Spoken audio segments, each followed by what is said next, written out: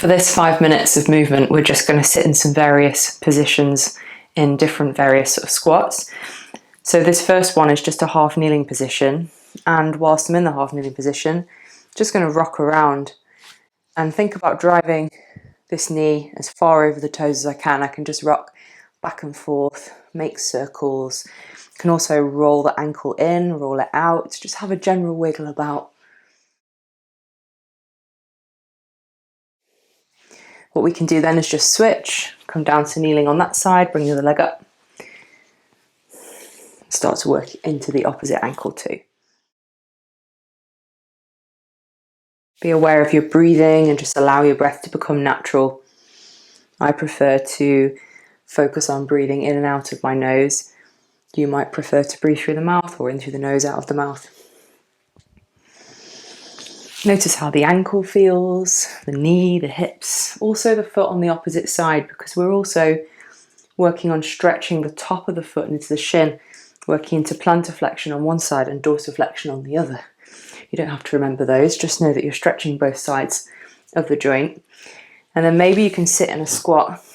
This might be with your heels elevated on top of something, so you don't have to sit with both your heels down. Whichever variation you're in, whether that's elevated or not, move around, rock through the ankles side to side.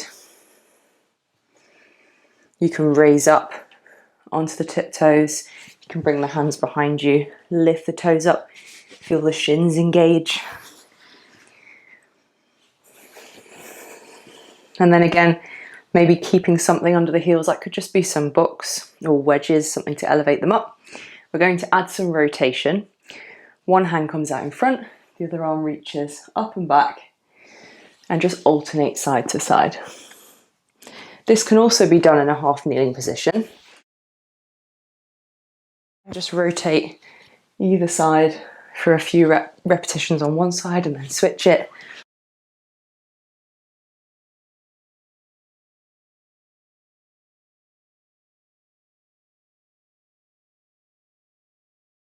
And from this squat position, we're now going to look at flexing the spine too.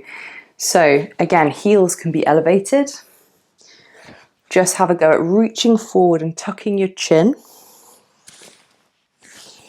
And then coming up tall. You can also do this in a kneeling position. And just think about flexing and rounding out through the spine. Allow it to flex.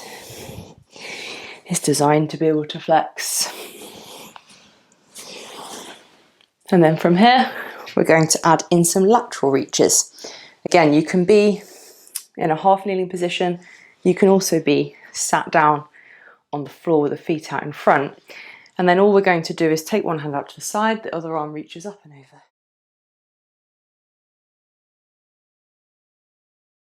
So you can carry on sitting on the ground or have a go at reaching side to side from your squat.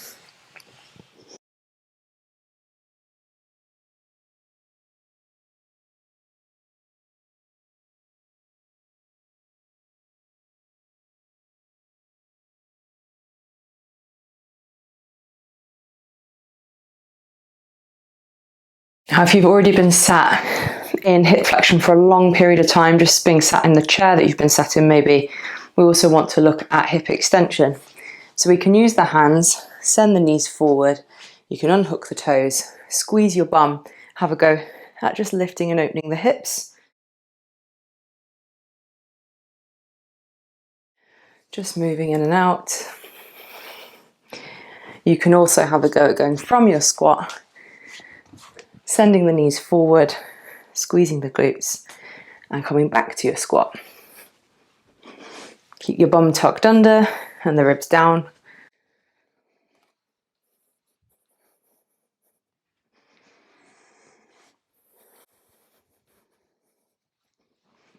We'll just go for one more.